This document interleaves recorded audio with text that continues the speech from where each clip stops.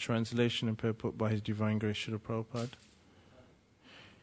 Kings greedy for sense gratification on this earth almost always kill their enemies indiscriminately.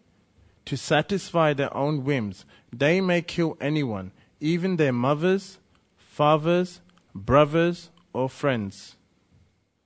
Purport. We have seen in the history of India that Aurangzeb killed his brother and nephews and imprisoned his father to fulfill political ambitions. There have been many similar instances, and Kamsa was the same type of king. Kamsa did not hesitate to kill his nephews and imprison his sister and his father. For demons do such things is not astonishing. Nonetheless, although Kamsa was a demon, he was aware that Lord Vishnu cannot be killed, and thus he attained salvation. Even partial understanding of the activities of Lord Vishnu make one eligible for salvation. Kamsa knew a little about Krishna, that he could not be killed, and therefore he attained salvation, although he thought of Vishnu, Krishna, as an enemy. What then is to be said of one who knows Krishna perfectly from the descriptions of Shastras like Bhagavad Gita? It is therefore the duty of everyone to read Bhagavad Gita and understand Krishna perfectly. This will make one's life successful.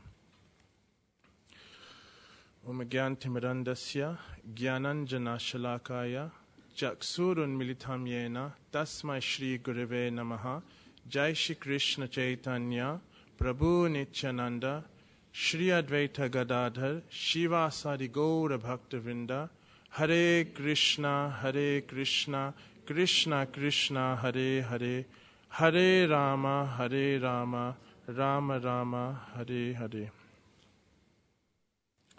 So Hare Krishna, everyone. So we've just read about Kamsa, who is a demoniac king in the time of Dwapara Yuga. And we just read that how he was taking his sister on her wedding day to her husband's palace. You know, he was doing the brotherly duties. He was taking the chariot, he was riding it, and he was being a very loving brother. But then he heard a voice from the sky saying, you know, Kamsa, you're a fool. The person you're driving, her future son is going to kill you. So immediately he forgot all about that he's the brother, that she's his relative, that she's his flesh and blood. He picked up his sword to kill her. So he immediately switched. He didn't care about his sister's life. He just cared about his own life. So in the verse says that kings that are greedy for sense gratification on this earth almost always kill their enemies indiscriminately, and they also kill their mothers, their fathers, their brothers and friends. So such a thing happened in Dwapara Yuga. It should not be surprising, because you know you also hear it in this day and age. You also hear of people killing their relatives for monetary gain, to get inheritance. So Prabhupada, he talks about Aurangzeb. And Aurangzeb is like an interesting character. I mean, not that he's a devotee or anything, but you could say he was the most tyrannical of all the tyrants that ruled India. He was the grandson of Akbar, who was considered to be a somewhat tolerant king, but actually they were all intolerant because they were killing millions of people, forcing people to convert to their religion. So Srila Prabhupada talks about how, you know, he imprisoned his father and killed his brother. So he was the son of Shah Jahan. And Shah Jahan built the famous place called Taj Mahal, which is in Agra, which is just, I believe, south of Vrindavan. So he was jealous of his brother. So Aurangzeb, he took the kingdom by force. He imprisoned his father, and he tortured and killed his own brother without any remorse, without any apology. He didn't care, because he wanted that kingdom. So, you know, then there's this famous book that's written. It's called Shah Jahan.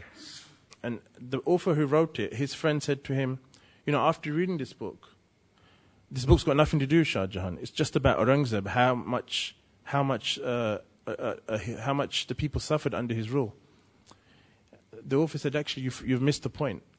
because this book is about the heart of Shah Jahan, how much he was suffering because of his son's activities, how much he felt when his son was tortured to death by his other son. So this book is very famous. They make many plays on this. So it explains that he was very, tyrannical. He was very evil, pretty much a modern-day demon. He was famous for reintroducing the pilgrimage tax. Previously, when Hindu pilgrimages pilgrims would go on to holy places like Haridwar, Vrindavan, Orisha, they would have to pay a tax, and that's in addition to the tax called jizya, which you pay to live under a Muslim kingdom. So Akbar, because he was quite open-minded, liberal, so he kind of he waived it. But Aurangzeb, as soon as he became king, he reintroduced it. So he became quite anti-non-Muslim, So he reintroduced it. And there's a story that from his palace in Agra, he was seeing this very beautiful star, beautiful light. So he said to his ministers, what is this star? I've never seen this star before. And his minister said, it's not a star, it's actually a ghee lamp coming from the Radha Govindaji temple. And he thought such a beautiful light is coming from a Hindu temple. So he thought, how dare they build a temple that has such grandeur, that is so opulent, that the light is more attractive than an Islamic place. So he sent his soldiers there, and I believe Govindaji was 7 stories. Is that correct? 7 stories. So he destroyed, I think, 3 to 4, maybe 4 or 5 stories of the building, but he couldn't destroy it fully. I've also heard that Hanuman was apparently there, and he screamed, and he scared away the Muslim soldiers, so they weren't able to complete it, but I can't verify that. That's what I heard when I was in Vrindavan. So anyway, because of this, what he was doing, there was a king called I think his name was Jai Singh, and he was a Rajput king from Rajasthan. And his family members were all, they were followers of the Goswamis, the 6 Goswamis. They were all great devotees of Krishna. So they secretly took the deities to Rajasthan, and they built this city, a fort around the city in Jaipur. So Jaipur means city of victory. So the deities are Madan Mohan, Govindaji, there's some other deities I can't remember top of my head. But they were all smuggled there to protect them from being destroyed. And he was able to destroy the temples, but he wasn't able to get to the key deities. So it's interesting, I was just reading, one historian was saying that Aurangzeb, he tried to rename Mathura as Islamabad. I'm not sure, if he actually succeeded, I don't know. And he also, because Islamabad is in Pakistan now, and it's also explained that he tried to attack Jagannath Puri twice. But the Brahmanas were able to bribe his soldiers, his lieutenants in Orisha, so that plan didn't go ahead. Anyway, so it's explained that he was kind of, because of the way he behaved, how much destruction he did to all the religious shrines in Vrindavan, all of India, that after him, his descendants weren't able to maintain the power of what the Mughal empire had. His sons were very weak. They weren't as powerful as him. They couldn't maintain power. So gradually their power decreased because they were fighting against against the Marathas, who were the Rajput kings, who were also Kshatriyas. And eventually the East India Company took over, and which became the British Raj. So anyway, so he didn't last long. So this principle of family members attacking their family member for something it also happened with Sugriv and Vali, who were Vanaras, who were a type of monkey, and Vali took the kingdom and the wife of Sugriv and kicked him out. So he's taken his brother's wife, he's taken the kingdom, he's telling his brother to get out. This is in Treta Yuga. What to speak of now? So he basically kicked him out. So as we know from the story, Lord Ram came along, and he basically killed Vali when he was fighting Sugriv. And not only that, even Dwapara Yuga, we know of the Pandavas, Duryodhan. He wouldn't give the Pandavas the kingdom back, and he wouldn't even give them like five small areas of land, because Kshatriyas have this nature, they have to control something. So even if it's a small room, they have to be in control of it because it's their mentality. They have to be lorded over their area. So Duryodhana wasn't even willing to give him that. So, ultimately, he was willing, and, as we can see, Prabhupada talks about the different types of aggressors, because he tried to poison them, he tried to burn their Palestine, he attacked their wife, he tried to kill them so many times. So, so therefore, war happened, Mahabharata happened. So this was happening then as well. So in Bhagavad Gita, 16th chapter, it talks about the divine and demoniac. And a lot of the chapter is dedicated to the demoniac. And it is like one of the 16.4, it defines demoniac as pride, arrogance, conceit, anger, harshness, and ignorance. These qualities belong to those of demoniac nature. And in Bhagavad Gita 16.21, Krishna says, there are 3 gates to hell: lust, anger, and greed. Every sane man should give up what they lead to. Every sane man should give up for they lead to the degradation of the soul. And this is really the beginning of demoniac life. One purport in Bhagavatam, I can't remember where, it's explained that Prabhupada explains that you can satisfy anger, you can satisfy lust, but you can never ever satisfy greed, because greed is always increasing. So it's like, you put heat to a fire, it will keep burning and burning and burning. So greed can never be satisfied, it will always burn. But lust and anger can to a certain degree. So greed is so much overwhelms you that you kind of forget your principles, you kind of forget your values, what you stand for. So and this is actually the beginning of demoniac life. When you live your life on greed, you're willing to do anything. And during the financial crisis, I was reading that how one company, they were selling a product to their clients, and they knew that product was gonna fail, but they still sold it to the clients, and they bet against that product. So when that product did fail, they made so much money on top of it, and for them, they didn't have a problem with that because they were like, well, we're in here to make money, but they had no integrity towards their own clients. There was no duty of care. So this is what greed does to you. It makes you forget your principles.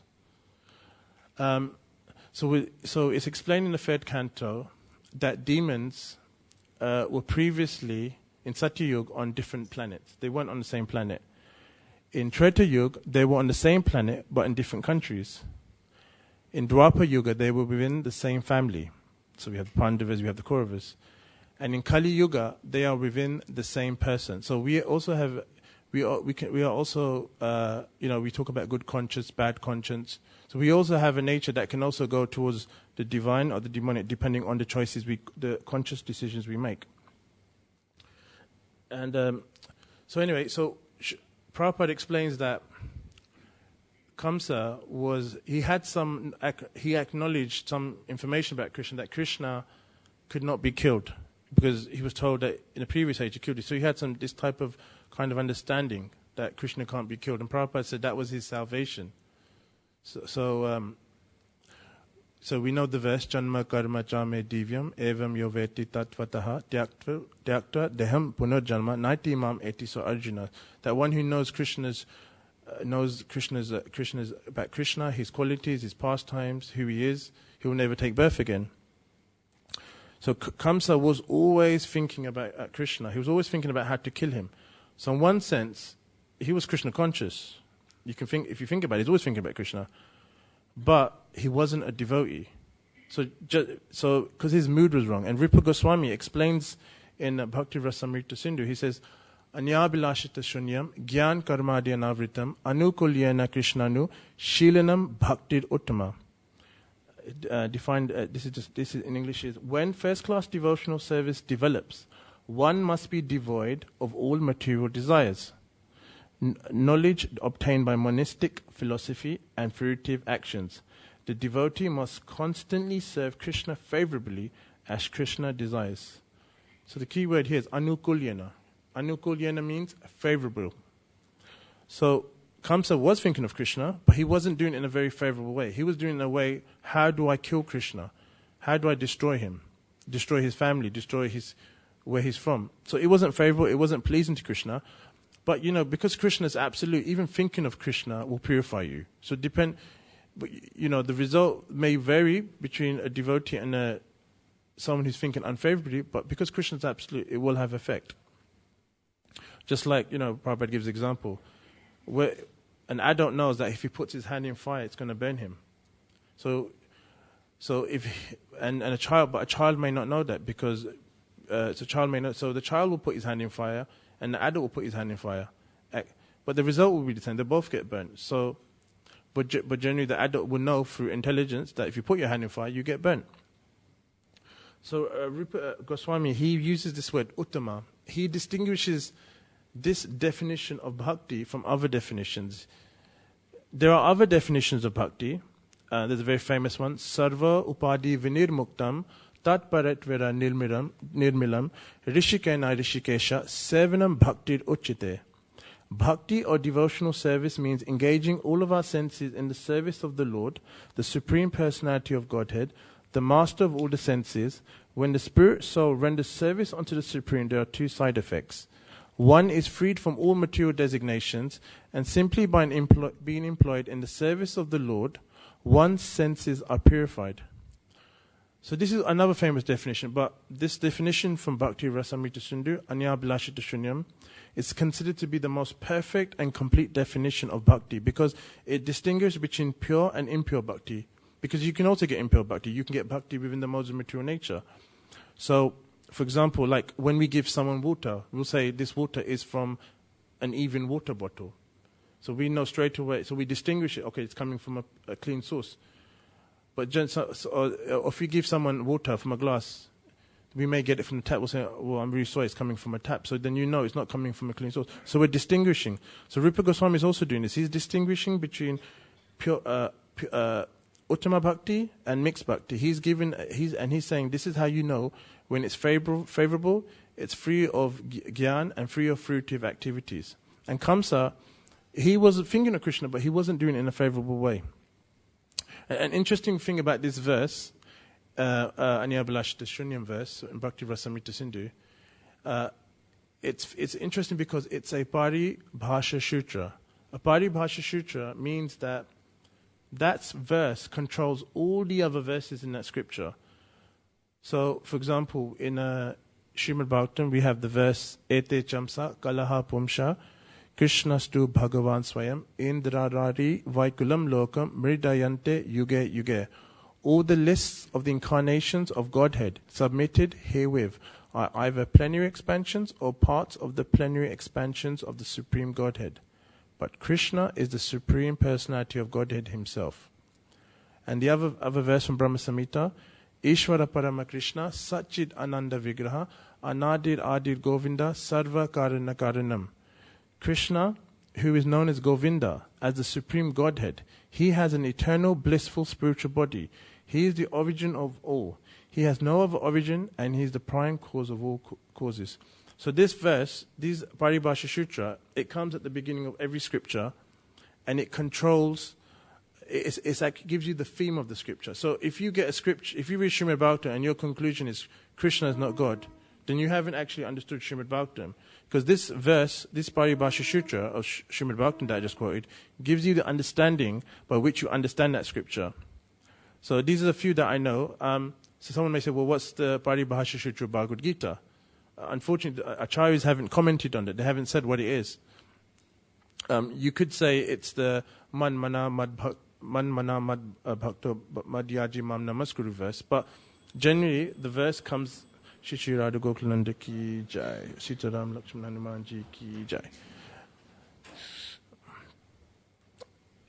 So generally, a Paribhasha Sutra will come at the beginning of scripture. It won't come in the middle or towards the end, because it lets you know what's going to be established in this book. So this verse, Anyabhilashita Shunyam, because when you read Nectar Devotion, if you read, because Prabhupada gave a summary of it, if you read the actual book, which has been translated by Bhanu Swami, it's over 2 books. It explains that this verse gives you what you should understand after reading this book. If you get another understanding, then you've missed the point completely. So just like that person, he read the book Shah Jahan, but he didn't really understand what was going on because he thought it's about Aurangzeb. the understanding was it was about Shah Jahan's heart, how much he was suffering. So not just Kamsa, but also the other demons that came to kill Krishna were also attracted to Krishna, because Krishna is full in 6 opulence. He has fame, he has beauty, he has knowledge, he has wisdom, he has renunciation, he has wealth, and he has it to the unlimited degree. So naturally, one is attracted to such a person. But their attraction, the attraction of the demon, wasn't based on bhakti. It wasn't based on love. It was based on envy. They wanted to take Krishna's opulence and keep it for themselves. So, for example, Ravana, he took Sita Devi. He was very attracted to her, and she's the energy of Lord Ram. She's the opulence of Lord Ram. So he took her. He wanted to enjoy her, but he only took the shadow expansion of Sita Devi. When Vishnu avatar Mohini appeared before the demons, after the chaining of the ocean, all the demons were attracted to her. All the demons wanted to enjoy her because she's so beautiful. So the demons are attracted, but their attraction is envy. And envy, the definition of envy is the desire to have a quality, possession, or other desirable things belonging to someone else. That means you want to take what belongs to someone else and keep it as your own. It's different from jealousy. Envy is far worse. And envy is it's actually explained, Prabhupada explains in one lecture that envy is one of the only elements that cannot be dovetailed in Krishna consciousness. And Srila Prabhupada also explains that it's because of envy we came to the material world. We left Krishna because we wanted to be masters of our situation. We wanted to lord it over material nature. So basically, we came to this planet, material universe, on our own God project. We wanted to be God. So Prabhupada always says, lord it over material nature. And the basis of that is envy. You're envious of Krishna. So, like we discussed, that Kamsa had partial understanding of Krishna's divinity. He knew that Krishna would never die. So, but he didn't have full understanding. So when people read Srimad Bhagavatam, the first 9 cantos is pretty straightforward to understand. It's very clear. It's about Vishnu. It's very clear. But when they read about Krishna, the 10th canto, it completely bewilders them. They completely miss the point. They're like thinking, why is Krishna, why is he dancing with other people's wives, Why is he doing this? Why is he doing that? Why is he nicking the gopis' clothes? This is such an immoral thing. When people who read it, because it completely bewilders them. So, it's explained that how even Jiva Goswami, during his time, when to his disciples, he couldn't teach them that Krishna had pastimes with gopis who were married to other men.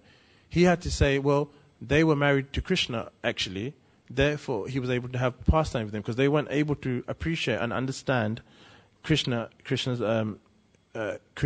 pastimes with the gopis who were already married to someone else. And later on, Vishwanath Chakravarti Thakur came. He corrected this understanding in his books because obviously we know that an acharya can correct another acharya. So this knowledge of Krishna, of Krishna's pastimes, Krishna's activities, who he is, can't be understood by people who are envious, like mundane academics, impersonalists, who Srila Prabhupada calls all envious. He says that, because there's a lot of people who translate Bhagavad Gita, and when they read the Bhagavad Gita, these mundane people, they translate Bhagavad Gita in such a way where they try to put forward their own theory. Like one politician he put through Bhagavad Gita was a book about non-violence. But that's quite an interesting statement because if you look at the front of the book, it's on a battlefield. So it's so that's why Prabhupada he called his Bhagavad Gita as it is. And a few years ago, quite a few years ago, about 10, 20 years ago, there were some academics who came to the manor, and one senior devotee was showing them around, and one of them said, why don't you change this title, Bhagavad Gita as it is, because no book generally has a suffix like as it is. You don't need it, especially Bhagavad Gita. He said, this title, Bhagavad Gita as it is, implies that Srila Prabhupada's Bhagavad Gita is the only Bhagavad Gita and others are not Bhagavad Gita. That's what Prabhupada is trying to imply. So the devotee said, Prabhupada's not implying that. That's what he's actually trying to say. He's trying to say this is the only Bhagavad Gita because he's giving the correct, direct meaning of what Krishna is trying to say. So Prabhupada explains in the Bhagavad Gita purport, he says that this knowledge, confidential knowledge, cannot be understood by those who are not austere or devoted or engaged in devotional service, nor to one who is envious of me. So people who are envious of Krishna, Prabhupada says, and who try to understand Krishna or try to translate Bhagavad Gita, it's like Prabhupada compares them to like bees that are licking the jar of a honey jar, and within the jar is a honey and there's a lid. So they're licking it thinking they're getting to the nectar, but they're not getting to the nectar. They're getting just the jar. They're not actually getting the real essence of what's in the jar. So they have no access. So Prabhupada, he talks about some of these people, he calls them Maya Pritagyan. He says those whose knowledge has been stolen by the influence of Maya, which are Mayavadis, and Asuram Bhavam Ashrita, atheistic people who put forward atheistic views and put forward someone as God. So there's another wonderful verse in Brahma Samhita. Advaitam Achyutam Anadim Anantarupam Adyam Purana Purusham No Yovanam Cha Vedeshu Durlabam Atma Durlabam Atma Bhakto Govinda Maripurusham Tamaham Bhajami. I worship Govinda, the primeval Lord, who is inaccessible to the Vedas, but obtainable by pure, unalloyed devotion of the soul, who is without a second, who is not subject to decay, and who is without a beginning, whose form is endless, who is the beginning, whose form is endless, who is the beginning and the eternal Purusha. Yet he is a person possessing the beauty of blooming youth. So he's saying here, who is inaccessible to the Vedas. But we know Krishna says, Vedascha Sarver Aham Eva Vedyo. He says he's the goal of the Vedas. So why is he inaccessible? So, we understand. So it's explained that you cannot understand Krishna consciousness, the philosophy, just by an intellectual understanding. You need to have a service mentality. And there's a very famous story where one famous vice-chancellor of a university in Calcutta, he came to visit Bhaktisiddhanta Saraswati Thakur. He said, I've come to discuss Vedanta with you. And Bhaktisiddhanta Saraswati Thakur said, I won't answer your question, but what you do, go and see my disciples, they're washing the brass pots. So this person said, well, no, they won't be able to answer. These are very technical, highly complex questions. Only you can answer it. So he said, no, I don't have time. You go to speak to my disciples. So because he was submissive and he was a bit cultured and respectful, he went to see the disciple. He went to see the disciples, and he started to wash the pot. And he saw the pujaris. And he said to the pujaris, your spiritual master has sent me here to ask you some philosophical questions. So, here are my questions. So the pujari said, look, do this. Wash the pots first, and then we'll answer your questions. So obviously he was thinking, this person was like a really high person, high in standard, high in society. But still, because he had some culture, he did it. So afterwards, he came to me, after washing the pots. He didn't ask him any questions. So he went to see Bhaktisiddhanta Saraswati Thakur. And Bhaktisiddhanta Saraswati Thakur said, so tell me, was your questions answered? And the vice-chancellor said, yes, my questions were answered. While I was washing the pots, immediately the answers came to my head. So Bhaktisiddhanta Saraswati Thakur said, yes, this philosophy of Krishna consciousness cannot be understood by intellectual understanding. It can only be understood by service mentality. Sevan mukhe hi jivado. So learning shlokas, learning Sanskrit is not going to be able to give you access to this knowledge, to understanding Krishna Tattva. So this person said, yes. So Bhaktisiddhanta Maharaj established for this person that you need to have a service mentality. Because, why? Because Jivera Swarup Hoy, Krishna Nityadas, that we are the eternal servants of Krishna. So we are, by nature, we're designed to serve Krishna. So if we're not serving Krishna, we're kind of out of place in society. It's like a fish out of water. Because the fish will die and it just won't have any position. So same with us. So we also have to have engaged in devotional service. Otherwise, what's the meaning of a bhakta without bhakti? So to understand and apply this knowledge, we need a spiritual master. So Krishna says in Bhagavad Gita, Tadvidi pranipatena pariprashnena sevaya upadekshanti te jnanam jnaninis tattvadashana. That just try, approach a spiritual master, render service to him, be submissive, and he will give you the truth because he has realized the truth. So this is the process to understand spiritual knowledge. So, and you'll be able to understand scripture. You'll be able to understand what Krishna is saying. And just one short story before I finish. In India, there's a very famous two personalities from Mahabharata who are considered to be great personalities, Karna and Ekalavya. So it's explained, we know the story. Ekalavya was a person who was a tribal person who in secret tried to learn archery, Dhanurved, from Dronacharya, because Dronacharya didn't want to teach him. So he went on to, he learned it in secret, and when Dronacharya found out, he cut off his finger. So Dronacharya said to him, you have to cut off your finger, give it to me as Guru Dakshin. So he gave it to him, and as a result of that, he was kind of handicapped, because he couldn't be a very competent archer. So people say when they hear this that, he was very unfortunate, because he was born in a tribal family, but actually he was a great Guru Bhakta. But according to Bhaktisiddhanta Saraswati Thakur, he wasn't a great Guru Bhakta. He was someone, his motivation wasn't, because when Dronacharya said to him, cut off your finger, he did it out of mundane morality. He didn't do it out of spontaneous devotion to his Guru. And the reason why he wanted to learn Dhanurved was because he wanted to be great. He wanted to be better than the Pandavas. He had no spiritual reasons for learning Dhanurveda. He wasn't submissive to his Guru, because when the Guru tells you to do something, you don't disobey, because that's Guru Avagya. If the Guru said you can't do this, you don't do it. So he didn't obviously listen, so he just disobeyed his spiritual master. So, and another story is of Karna. Now, Karna is considered to be a greatly unfortunate person. He was abandoned by his mother. He was found by Shudra people who raised him. And he, through so much challenges in his life, he was able to qualify himself as a Kshatriya. But Bhaktisiddhanta Saraswati Thakur explains that his whole mood, his whole motivation was that he was envious of the Pandavas, especially Arjuna. And, he wasn't a great person. Actually, in script, and Madhvacharya explains him as a demon, as someone who's evil. And explains that, even Krishna and his mother, Kunti Devi, came to him and said, look, give up the side of Duryodhan and fight on the Pandava side. He said, no, Duryodhan looked after me all this time. I have to be loyal to him.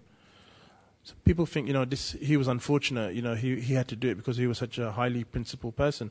But he was doing that out of mundane morality. He was doing that of his own ego. And he wasn't. And the thing was, he was envious of the Pandavas. He wanted to be better than them. So when people read Mahabharata, they won't get this. So therefore, they'll come to some other conclusion. What people do in India, even academics, people who study scripture. So therefore, one must understand this knowledge, understand scripture through Guru Sadhu Shastra, because Guru Sadhu Shastra is our checking point. And by going through it, we can understand what Krishna wants, what Krishna's authority is. So anyway, in summary, so what I would like to say is that basically, just by going through the Guru Sadhu Shastra, by approaching with a servitude mood, seven-mukhi hijivado, that we'll be able to understand Krishna when Krishna says janma karma chame divyam. We'll be able to understand Krishna in truth, in full, and we'll get the result what Krishna is saying. So anyway, I'll finish here.